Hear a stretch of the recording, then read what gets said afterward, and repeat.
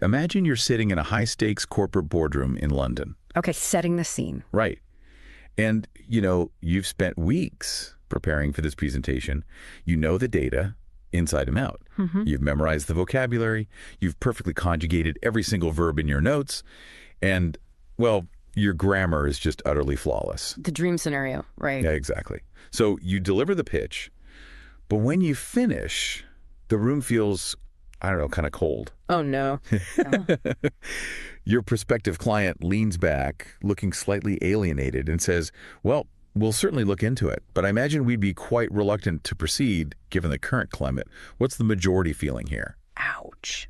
Right. Suddenly, all your textbook English completely fails you. You're standing there translating look into, reluctant, and majority feeling in your head. Frantically trying to decode it. Yes.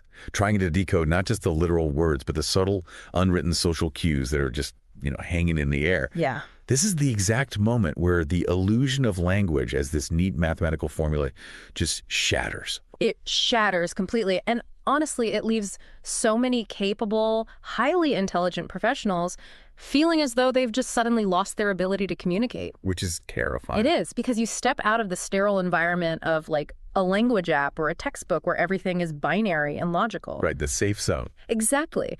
And you step into the wild, unpredictable ecosystem of spoken fluency. It is a landscape filled with linguistic muddy waters. I mean, people use phrases that mean the precise opposite of their dictionary definitions. Oh, constantly. They combine simple verbs with random prepositions to create entirely new concepts, and they instinctively shift their entire vocabulary based on whether they are talking to a CEO or, a barista. Which brings us to the core mission of today's deep dive, because we are stepping way beyond basic grammar and vocabulary lists today. Way beyond. If you were listening to this, you already have a foundation, you understand the mechanics. Yeah. Today is really a masterclass in practical, real-world fluency. We are exploring the hidden pragmatics of the language so you can sound natural, confident, and culturally calibrated to absolutely any environment you step into. And actually, before we unpack the specific tools to achieve that, we should probably address something you might notice about how we're speaking right now. Yeah, that's a good point. We are intentionally taking this discussion at a very deliberate, relaxed, and slow pace today. Yes. If you're listening, you might be actively working to refine your high-level comprehension. Or maybe you just want to deeply absorb the psychological nuances of how human beings actually communicate. When you rush through complex linguistic concepts, the brain defaults to its native language and tries to translate. Panics, basically. Exactly. So by slowing down, we're giving your brain the space to stop translating and start processing the subtext, the tone, and the context of the examples we're going to explore. Because true fluency isn't about the speed at which words leave your mouth. It's about the clarity and the comfort of the connection you're making. Beautifully said. Thanks. So to map out this vast hidden architecture of fluency, we are going to synthesize our entire discussion today using a cognitive framework called the three-part method. Okay, the three-part method. Yeah, it's a beautifully simple tool. It breaks down any complex topic into 3 easily digestible questions. What is the idea? How does it work? And why does it matter? I love that. So applying that to our mission today, what is the central idea? The idea is that true English fluency is governed by a set of hidden, unspoken rules. Okay. It relies on mastering colorful idioms, utilizing conversational phrasal verbs, applying highly situational vocabulary, and switching seamlessly between formal and informal structures. Got it. And how does it work? It works through contextual awareness. So we're going to analyze the language in motion. We'll look at the chaotic vocabulary of a ruined morning routine. Which we've all had. Oh, absolutely. And we'll look at the precise terminology required in a high-stakes medical emergency and the polite distance necessary in a boardroom. We will also introduce active cognitive exercises like synonym swapping to fundamentally change how your brain retrieves words under pressure. Which brings us to the most vital question of the three-part method. Why does this matter? It matters because clear, authentic expression is the only way to eliminate friction in human connection. Wow, yeah. Mastering these hidden rules drastically reduces the anxiety of speaking. It bridges that massive, frustrating gap between simply knowing English data and actually communicating your true personality, your authority, and your intent to the world. Bridging the gap between data and intent. I really want to start building that bridge right now by looking at the fundamental building blocks of conversational fluency. Let's do it. Because before we get into boardrooms or doctor's offices, we have to look at the colorful, often baffling phrases that native speakers use constantly. Let's tackle idioms and phrasal verbs. Oh, the building blocks. If standard formal vocabulary is the black and white architectural sketch of a conversation, then idioms and phrasal verbs are the vibrant paint, the texture, and the lighting. They give the language its life. But they also give learners endless headaches because they are inherently illogical. They really are. How do we even begin to unpack why idiomatic expressions are so vital when they seem, well, designed to confuse people? Let's use a structural framework called the PREP method to explain this. PREP. Yeah, PREP. It stands for point, reason, example, point. It's an invaluable communication tool we'll dig into later for organizing your own speech, but let's apply it right now to the concept of idioms. Okay, lay it on me. My opening point is this. Idioms are absolutely essential for natural English fluency. Okay, that's the point. Give me the reason. The reason is that human brains process language in chunks, not single words. Right. Idioms carry emotional and cultural weight that cannot be understood literally. If you attempt to directly translate an idiom word for word into your native language, the structural integrity of the phrase just collapses. It becomes complete nonsense. Which is terrifying when you're in the middle of a conversation and suddenly someone starts talking about livestock or weather patterns for no apparent reason. Precisely. And this brings us to the E in our PLOP method. Example. Let's hear it. Imagine you're discussing the budget for a new software system, and your colleague says, "We can't use that vendor. Their software costs an arm and a leg." Right. If you translate that literally, you're suddenly visualizing a horrific physical sacrifice. Exactly. But idiomatic processing immediately tells a native speaker the software is just exorbitantly expensive. Yeah. Or you finish a complex task and tell your manager, "That was a piece of cake." You aren't suddenly discussing baked goods. Though that would be nice. It would be. But you are communicating that the task required minimal effort. Here's where it gets really interesting, because another one that always throws people off is beating around the bush. A perfect example. Because literally, it conjures an image of someone wandering through a garden, hitting shrubbery with a stick. Right. Idiomatically, it describes someone who is actively avoiding the main uncomfortable topic of a conversation. So, to close the loop on the PREP method, what is the final point? Bringing it back to the final point. Because idioms completely bypass literal translation, actively mastering these chunks of language is the only way to interact smoothly, process humor, and participate in the actual cultural rhythm of the environment you're in. I find the psychology behind these phrases just fascinating. When you look at specific idioms, they aren't just quirky sayings, they're highly efficient emotional shorthand. Yes, shorthand is exactly what it is. Standard vocabulary often fails to capture a specific social feeling. Take the phrase, "speak of the devil." It's a brilliant piece of social engineering. It really is. Imagine you're in the break room discussing a new manager with a coworker, and right at that precise second, the manager walks in. Awkward. Very. You could say, "Oh, look, the person we were just discussing has arrived." But that is robotic. It's sterile. Looking at your coworker and whispering, "Speak of the devil," does so much more. It implies that the mere act of mentioning them magically summoned them. It creates an instant shared moment of humor and, slight guilt between you and your coworker. It builds rapport. You're sharing a cultural touchstone. Or look at how we measure time and rarity. Once in a blue moon. Oh, that's a good one. If you say, "I only eat fast food once in a blue moon," you're using the imagery of a rare astronomical event to emphasize infrequency. It's poetic. And then you have idioms that paint highly dramatic, almost cinematic pictures, like catching someone red-handed. That one has quite dark origins, implying a criminal caught with literal blood on their hands. Right. But the modern pragmatics of the phrase are so much broader. The teacher caught the student red-handed copying the answers. There's no blood, but the phrase perfectly captures the undeniable shock and absolute guilt of being interrupted in the exact middle of a forbidden act. What stands out to you about a phrase like "a storm in a teacup"? Oh, that is the ultimate office politics idiom. It really is. It describes people getting incredibly worked up, creating a massive fuss over a problem that is objectively tiny. I love the visual disparity of it. You have a raging, violent hurricane, but it is entirely contained within a tiny, fragile porcelain cup. Yeah, Exactly. Don't worry about the scheduling conflict. It's just a storm in a teacup. Yeah. It is such a polite, sophisticated way of telling a colleague they're being entirely irrational and overreacting without actually insulting them. You're diffusing the tension using imagery. Mhm. And similarly, when someone is paralyzed by overthinking a simple task, we say, come on, it's not rocket science. Right. We invoke the most mathematically complex discipline we can think of to reassure them that rebooting the router is, by comparison, remarkably easy.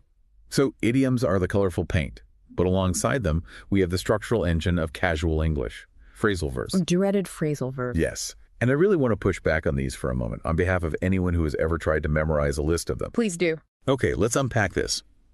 Why do native speakers insist on taking perfectly good, highly precise formal verbs and replacing them with a confusing combination of a verb and a preposition? That's a fair question. Why say, I need to look into the data when the word investigate exists? Isn't this just needlessly complicating the language? It's a common frustration, and on paper, it does look inefficient. Why say give up when you can just say surrender? Exactly. But if we look at the history and the sociology of the language, it makes perfect sense. English is a hybrid language. The formal, precise words, investigate, comprehend, surrender, descend, they mostly come from Latin and French, Okay. which were historically the languages of the aristocracy, the law, and the church. So they inherently carry a sense of formality and hierarchy. Exactly. Meanwhile, the phrasal verbs look into, figure out, give up, go down are rooted in older Germanic Anglo-Saxon speech. This was the language of everyday people. Ah, I see. So today, thousands of years later, phrasal verbs still provide a conversational flow and an intimate rhythm that formal words completely lack. That's fascinating. Using too many formal Latin-based words in a casual setting makes you sound rigid, cold, or overly academic. Phrasal verbs soften the interaction. They make you sound approachable, human, and relaxed. That completely changes the perspective. Yeah. It's not about making the grammar harder. It's about controlling the emotional temperature of the room. Exactly. Let's look at how this changes the nuance of a sentence. In a meeting, if a sudden issue arises, you could say, a problem appeared. You could, but appeared feels sudden and magical, almost like a ghost. A native speaker will say, a problem cropped up. Cropped up, which borrows imagery from agriculture. Right. It gives the subtle sense that the problem grew organically over time out of the soil of the project and is only now visible. Precisely. Or consider the concept of aging. You could say, old age slowly happens to you. Which sounds depressing. Extremely. But saying, old age creeps up on you personifies time. It turns time into a stealthy entity moving silently behind you, completely unnoticed until the moment you look in the mirror. It carries a heavy emotional weight that happens does not. I see this vividly with states of physical exhaustion. If I say, I went to sleep on the sofa, I'm just reporting data. Just the facts. Right.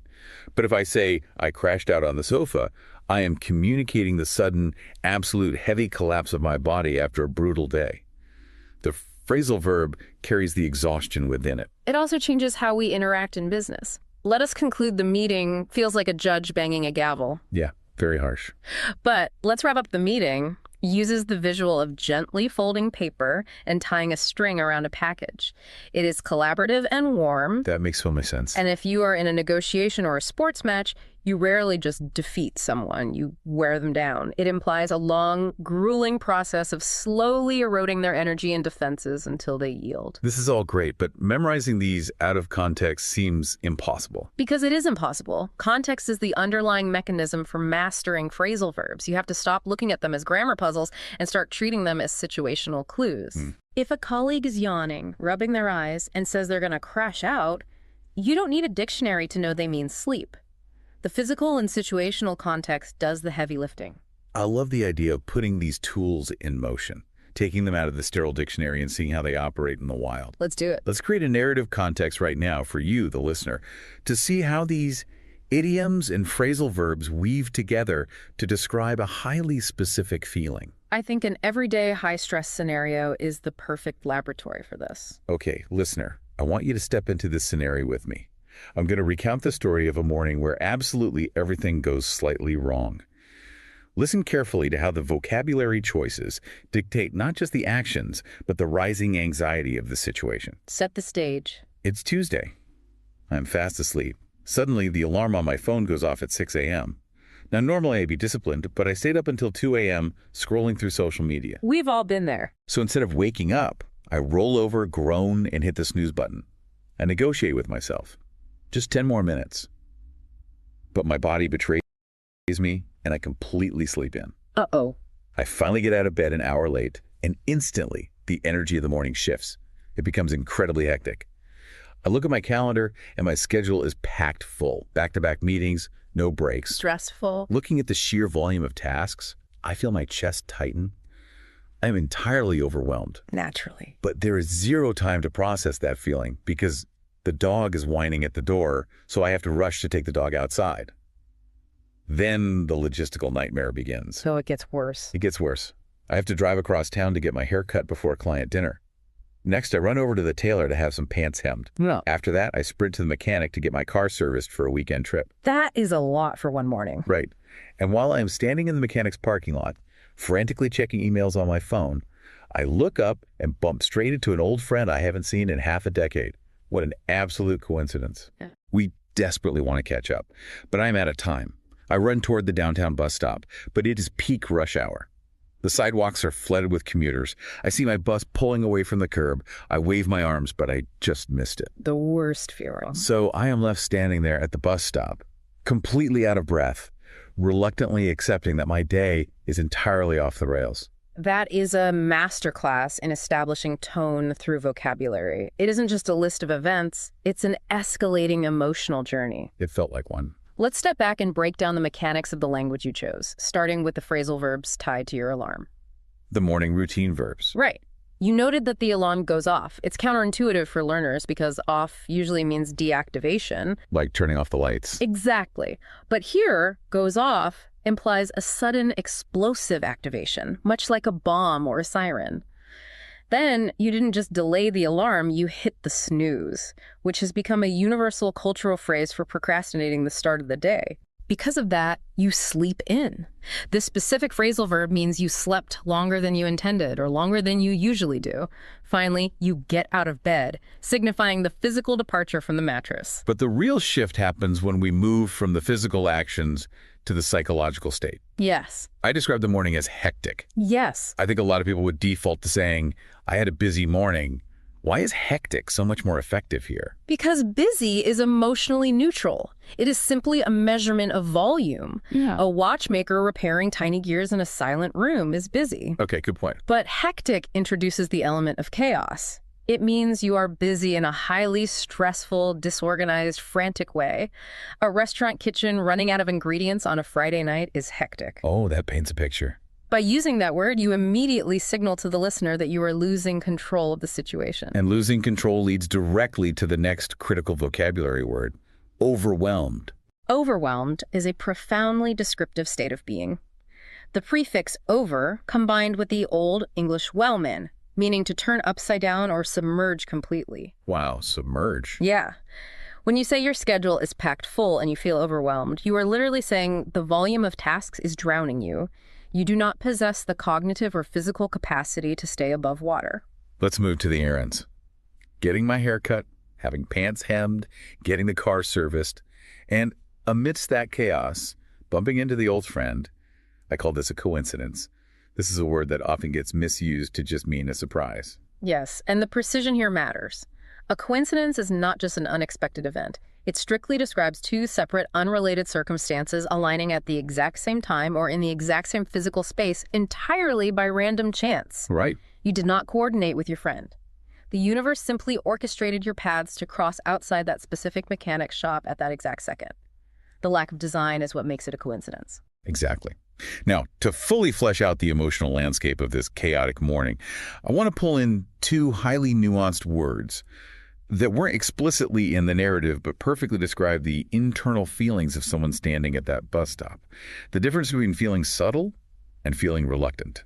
Oh, these words are incredible tools for describing the invisible internal world. Let's apply them to the bus stop scenario. Okay, so subtle describes something that is present but intentionally understated, delicate, and difficult to detect unless you are paying close attention. Like what?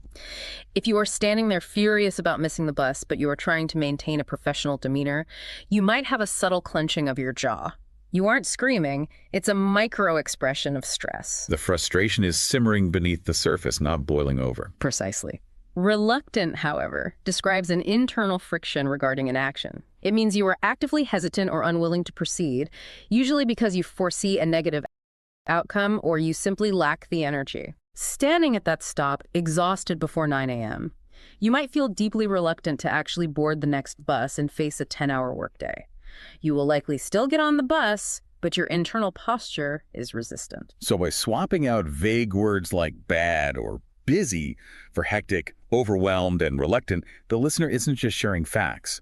They are broadcasting their exact psychological state in high definition. That's the power of situational vocabulary. Now, navigating a hectic commute requires great casual fluency. But let's raise the stakes. Let's do it. What happens when we are no longer just venting about traffic? What happens when you step into an environment where a misunderstood phrase doesn't just cause a funny moment, but a catastrophic failure? We need to talk about situational vocabulary, starting with arguably the most high-stakes, terrifying everyday scenario for anyone living abroad: the doctor's appointment. Absolutely. The medical environment strips away our reliance on casual idioms.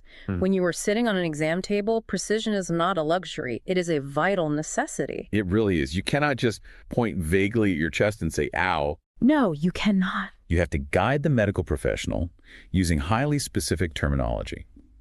Let's start with respiratory symptoms, which cause endless confusion. Right. If you tell a doctor, I have a cough, you haven't given them enough diagnostic data. You must differentiate the type. Okay. You need the vocabulary to explain if you have a persistent dry cough, meaning the reflex is constant but your lungs are clear, or if you are bringing up phlegm. Phlegm is such a uniquely difficult word to spell and pronounce, but it is an essential diagnostic trigger. It really is.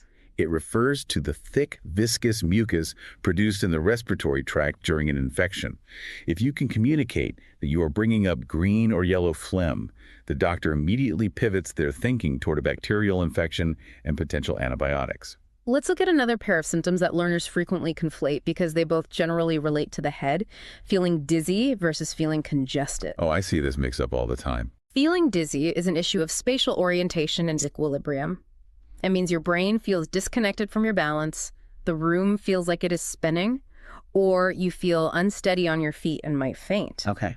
Feeling congested is an entirely physical blockage. It means your nasal passages or your chest are swollen and packed with fluid, severely restricting your ability to draw breath. Right. One is a neurological sensation of imbalance. The other is a physical barrier to air. So knowing exactly what is wrong is step one. But how do you naturally initiate this conversation when you walk into the clinic? You don't want to just shout your symptoms at the receptionist. No. The culturally appropriate, polite entry points are phrases like, I'm not feeling well, or the classic idiom we talked about earlier, I'm feeling under the weather. Oh, there's an idiom again. Yes. These phrases immediately signal to the staff that you require medical attention rather than just being there to say, pick up paperwork. And once you are in the room, you will inevitably encounter the pain scale. This is a fascinating cultural artifact of modern medicine. The doctor will almost always ask, on a scale of 1 to 10, how bad is the pain? And for listeners who haven't experienced this specific diagnostic tool, you have to understand the anchors of the scale. A 1 means 0 pain. You are perfectly comfortable. A 10 does not just mean it hurts a lot. A 10 represents the most excruciating, blinding agony you have ever experienced. The kind of pain where you are incapable of speaking or thinking. Exactly. So you must calibrate your answer carefully. Saying, it's a dull ache, maybe a 4 out of 10, gives the doctor an objective, measurable data point to track your condition over time. And once the diagnosis is made, the linguistic environment shifts again, from the doctor's exam room to the pharmacy counter. Right, getting the medication. This is where compliance and safety rely entirely on your comprehension. When the pharmacist hands you a bottle of pills, you must have the vocabulary to clarify the instructions. You need to ask what the protocol is if you forget a dose. Because the instinct might be to take 2 pills later to catch up, which can be dangerous. Very dangerous. The standard medical advice is usually to skip the missed dose and continue with the next scheduled one. But you must ask, what should I do if I miss a dose? You also must actively inquire about side effects. This refers to secondary, often undesirable physiological reactions caused by the medication. Will it cause drowsiness? Will it result in gastrointestinal distress? Right. And perhaps most importantly, especially in a post-pandemic world, you must ask if your initial condition is contagious. Meaning, is the pathogen capable of being transmitted to others? Do you need to legally or ethically isolate yourself from your family and coworkers? Exactly. Mastering this specific cluster of words, phlegm, dizzy, congested, dose, side effects, contagious, it completely transforms you from a passive patient into an active participant in your own healthcare. It gives you agency. It really does. Now let's pivot the context entirely. Let's leave the clinic and take the elevator up to the corporate boardroom. A different kind of stress. Exactly. The stakes here are different, financial and professional rather than biological. But the demand for situational vocabulary is just as strict. Let's explore the highly structured language used to manage a formal meeting. Business English relies on established, almost ritualistic phrases designed to maintain momentum and politeness. Okay, give me an example. Well, for example, a meeting cannot begin properly without an official record keeper. The phrasing isn't who wants to write things down. The professional request is, could you take the minutes, please? And it is crucial to understand that in this context, minutes has absolutely nothing to do with the measurement of time. Right, nothing to do with a clock. The minutes of a meeting are the official, legally binding written document detailing exactly what was debated, what decisions were finalized, and which individuals were assigned specific action items. Exactly. It's the corporate memory. Now, as the meeting progresses, agendas often run long. If you spend 20 minutes on the first issue, you cannot afford to debate the minor issues at the end. So how do you move on? A manager needs to cut off the debate without sounding dictatorial. The perfect phrase is, let's leave item 4 until the next meeting. Oh, that's good. It is so decisive yet completely polite. It tables the issue without dismissing its importance. Exactly. And when a final decision must be reached, you don't want to aggressively demand a show of hands. A much more sophisticated, collaborative way to gauge the room's temperature is to ask, what's the majority feeling? Majority feeling invites consensus. It allows people to express hesitation without forcing them into a hard yes or no vote. Right. Now, navigating the agenda is one thing, but what about the immense anxiety of giving the presentation itself? How do you maintain authority when the technology fails or you lose your train of thought? Oh, this is where people freeze. If the projector suddenly shuts off, you cannot just stand there in panicked silence. Definitely not. You need a linguistic placeholder, a phrase that pauses the room politely while you fix the problem. The industry standard is, could you bear with me for a moment? Bear with me is a beautiful phrase. It is a humble, professional request for the audience's patience. It shows you are still in control of the room, even if you aren't in control of the projector. And what happens if an executive interrupts you with a long question, and by the time you finish answering, you've completely forgotten what slide you were on? The worst. The worst thing you can do is shuffle your papers and look terrified. The most natural, confident recovery is to smile, look at the room, and ask, sorry, where was I? It breaks the tension. It is highly conversational, and it invites the audience to collaborate with you. Someone will inevitably call out your last point, and you just continue seamlessly. Finally, the nightmare scenario. Someone asked a question from the back of the room, and you genuinely just didn't hear a word they said. A nightmare indeed. You cannot guess the answer, and saying, what? Or, I didn't hear you, sounds slightly accusatory, as if they didn't speak loudly enough. Yeah. The diplomatic solution is, I'm sorry I didn't catch the question. Using the verb catch is brilliant pragmatics. It implies the words were thrown but somehow slipped through the air. Right. It places the blame on the acoustics of the room or the general situation rather than insulting the speaker's volume or your own hearing. It saves face for everyone. So we have this polished toolkit for the boardroom. But this naturally leads to a massive question that haunts international professionals. Let's hear it. If I am working on a global team, managing a supply chain with London in the morning and pitching clients in New York in the afternoon, how obsessed do I need to be about the differences between British and American English? Is using the wrong word going to sabotage $1 million contract? This touches on the reality of the modern globalized economy. The pragmatic truth is no, it will rarely cause a catastrophic failure. Because of global media, an American executive knows exactly what a British colleague means 95% of the time. Okay, good. However, while you might not cause a failure, mixing the two dialects causes a subtle degradation of your professional polish. The key rule here is consistency.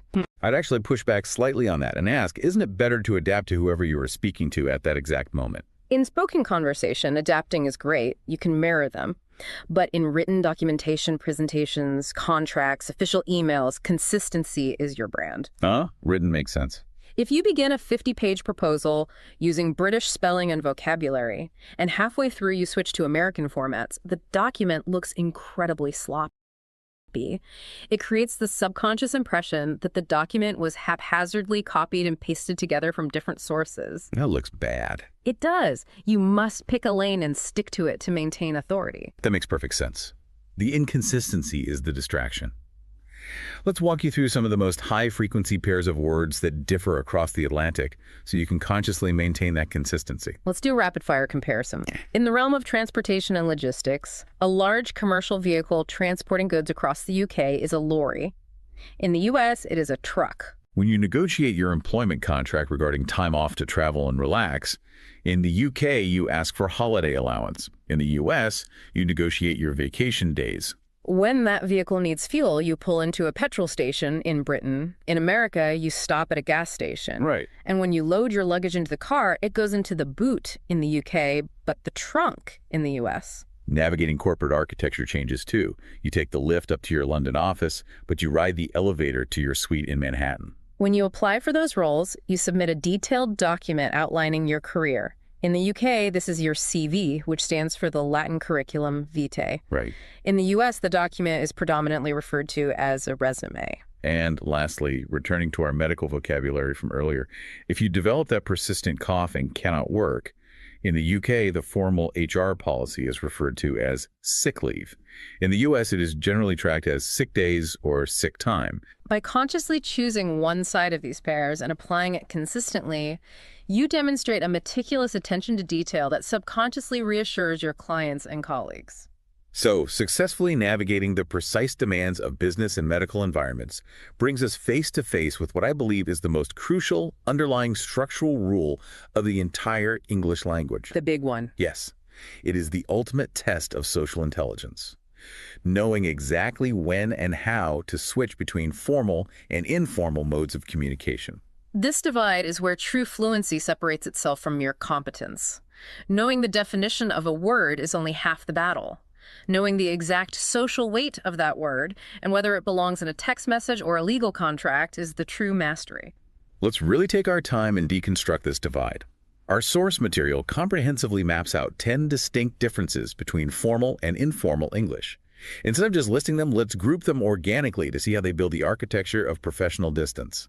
Let's start with the foundation, context and length. Context dictates everything. Formal English is essentially the language of distance and respect. Okay.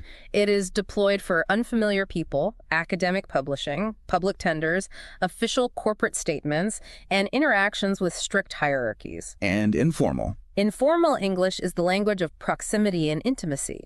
It's used for peers, family, casual social media, and spontaneous dialogue. Because of this, the grammar and length adapt. Right. Formal sentences are deliberately constructed to be longer and grammatically intricate. You wouldn't just say, the weather is bad, so the truck is late. Too casual. You would write, we regret to inform you that the delivery will be delayed due to adverse weather conditions. Exactly. The length provides a cushion. It slows the reader down and frames the negative information politely. This leads directly into the use of modal verbs. Oh, I see this all the time. Formal language relies heavily on these conditional verbs to soften direct requests, which can otherwise sound like aggressive commands. I see this constantly in emails. An informal request is direct. Can you send me the file? But in a formal dynamic, you introduce distance. We would be grateful if you could forward the documentation. Much better. It transforms a demand into a polite inquiry.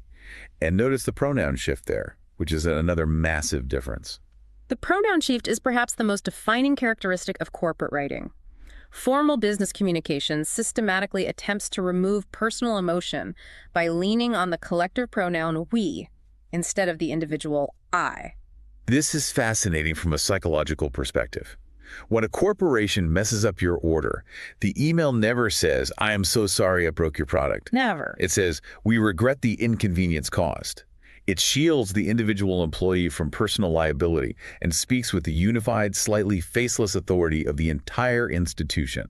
It is organizational armor. Now let's look at the actual vocabulary selection within these structures. Back to the Latin roots. Exactly. The rule of thumb is that formal language utilizes longer words, specifically those derived from Latin and French, while informal language relies on shorter Anglo-Saxon words. Right. You don't need to buy things to help the project. You require the purchase of assets to assist the initiative. Spot on. And this structural formality affects the physical pronunciation and pacing of the words when spoken. How so? When you are delivering a keynote address or officially opening a conference, your speech naturally decelerates. This slower pacing allows for incredibly clear, crisp enunciation. The tone drops into a more serious, subdued register, which commands authority. Compared to informal speech. Exactly. It's in stark contrast to the rapid-fire, overlapping, animated pacing of a casual chat at a coffee shop. The final cluster of differences involves what we are absolutely forbidden to do in formal English. Let's talk about the mechanics of writing, contractions and abbreviations. Formal writing demands completeness. You do not use contractions. You do not write, "She's approved the budget." You write it out in full. "She has approved the budget." Why is that? The contraction is viewed as a linguistic shortcut, and shortcuts imply a lack of effort or respect for the reader. The same logic applies to acronyms then. You don't demand a response ASAP. You request it as soon as possible. You don't refer to an ad. You refer to an advertisement. Precisely. And we must aggressively filter out colloquialisms. Highly regional slang or culturally specific phrases have no place in international formal communication because they inherently risk alienating the reader. That makes sense. A manager in London might informally ask a peer, "Fancy a cuppa?" But to an international client, the phrasing must be neutralized to, "Would you like a cup of tea?" And finally, the absolute, unbreakable golden rule of formal digital communication, which seems obvious but happens alarmingly often. Oh, this is a big one. Emojis are never used in formal language, ever. No exceptions. None. There is no scenario where a smiley face belongs in a public tender, a legal contract, or an official apology. It instantly destroys the gravity and authority of the text. Looking at all these elements, the long Latin words, the we pronouns, the lack of contractions, the slow pacing, I have an analogy. It seems to me that formal language operates exactly like a linguistic suit and tie. Oh, that is a very compelling way to visualize it. How so? Well, think about the function of formal business attire. We put on a suit to eliminate distractions and standardize our appearance. It creates a polite, professional, predictable distance between people. Right. Formal English serves the exact same sociological function. By stripping away slang, emotional I statements, and casual abbreviations, it eliminates the unpredictable variables of personal emotion and cultural slang.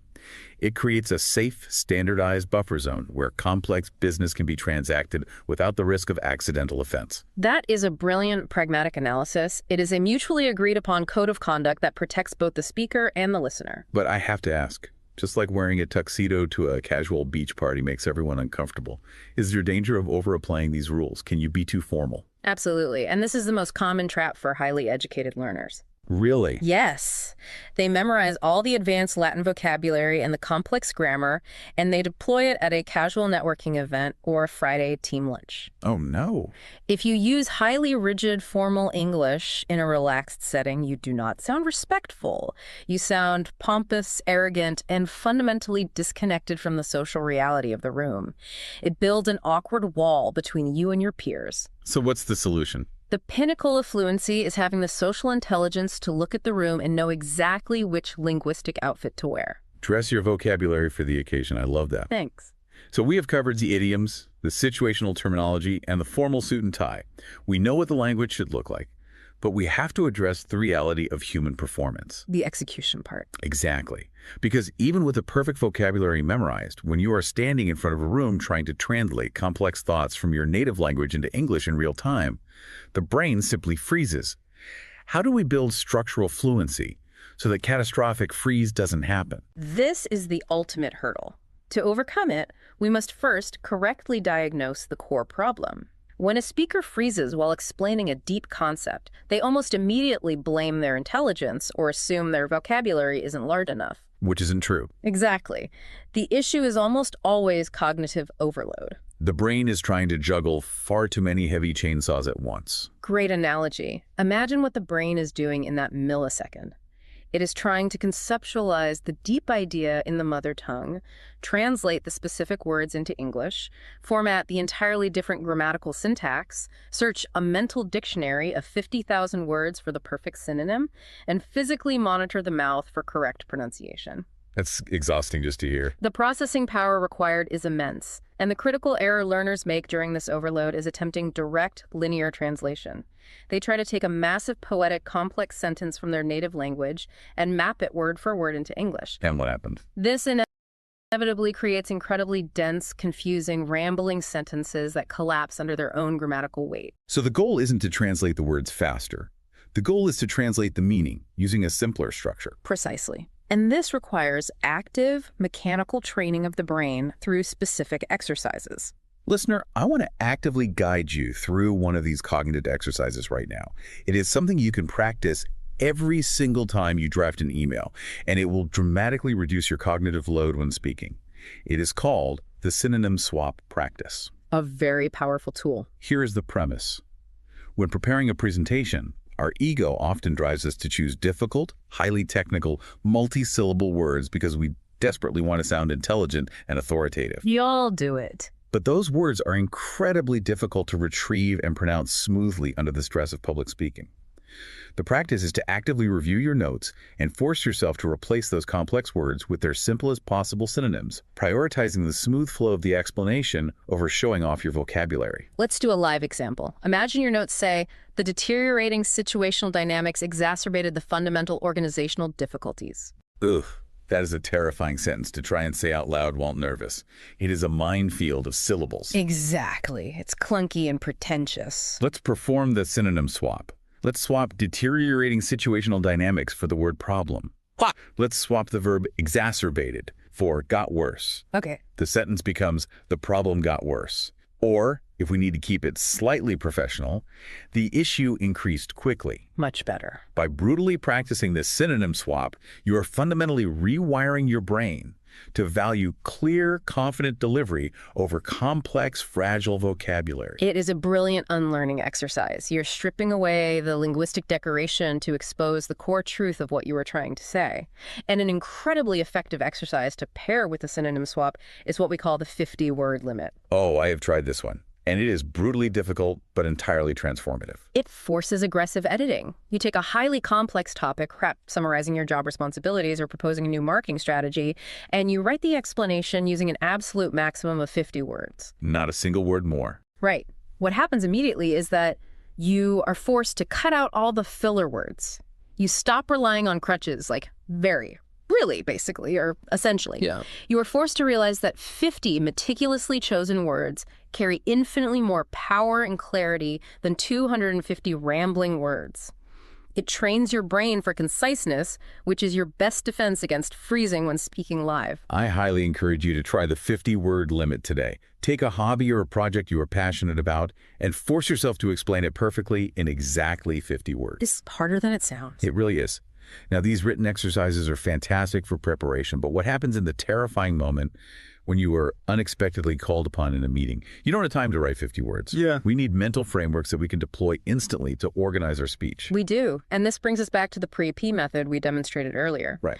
When you are hit with an impromptu question, the panic stems from having no structure. The P or P method provides an instant 4-step railing for your brain to hold on to. Point, reason, example, point. Exactly. When asked a question, you do not start rambling to buy time. You state your main point clearly. You provide the logical reason behind that point. You offer one concrete, real-world example to illustrate it. And you conclude by confidently restating the point. It's so clean. It gives your impromptu answer the architecture of a polished presentation, and it prevents you from talking yourself into a grammatical corner. And for those moments where you are tasked with explaining something deeply technical or conceptually massive to an audience, we return to the ultimate framework we introduced at the very top of the show. The 3-part method. Whether you are defending a thesis or pitching a startup, the 3-part method is the greatest tool for combating overwhelm. How does it work in practice?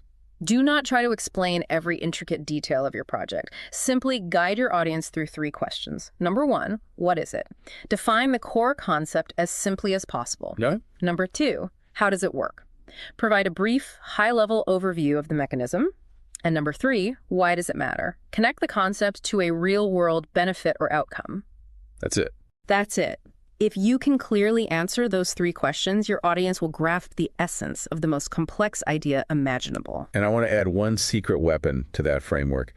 When you are in the middle section, the how does it work phase, the absolute best way to explain a complex mechanism is through the power of analogies. Oh, analogies are cognitive bridges. They connect a terrifying unknown concept to a safe, familiar concept already existing in the listener's brain. Exactly. Let's say you are an IT security professional and you have to explain the concept of a computer firewall to a board of directors who struggle to use their email. A tough crowd. Very. Yeah. If you start talking about packet filtering, IP protocols, and port blocking, their eyes will glaze over instantly. You have lost them.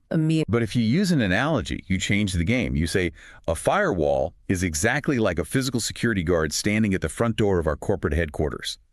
The guard checks the ID badge of every single person trying to enter. If you are an employee on the list, the guard opens the door. If you are a stranger wearing a mask, the guard physically blocks you. Our firewall does the exact same thing, but it checks digital data trying to enter our network. In 20 seconds, using only everyday vocabulary about doors and guards, you have perfectly installed the concept of network security into their minds. Without a single technical term. That is the absolute pinnacle of communication. Fluency is not proven by how many big words you can use.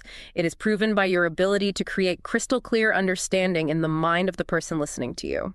That is a massive aha moment. Fluency is clarity, not complexity. Precisely. Well, we have navigated an incredible complex landscape today. Yeah. Let's synthesize everything we've explored. Our mission was to move beyond the textbook, and we discovered that true, real-world English fluency is a dynamic, living ecosystem. It really is. It requires the colorful, chunked processing of idioms and phrasal verbs to build emotional rapport. It demands the laser precision of situational vocabulary to survive high-stakes medical and business environments. It relies on the acute social intelligence of knowing when to wear your formal linguistic suit to project authority and when to take it off to build intimacy. And finally, it is sustained by mastering cognitive frameworks like synonym swapping, PREP, and the 3-part method to bypass the panic of direct translation and deliver complex ideas with utter clarity. It is the evolution from being a student of grammar to becoming a master of connection. We always like to leave you with a final provocative thought to mull over, something that takes the mechanics we've discussed and applies them to the deeper architecture of your life. Consider the psychological weight of what we have discussed today. We've spent an hour analyzing how you can manipulate language to navigate the wild.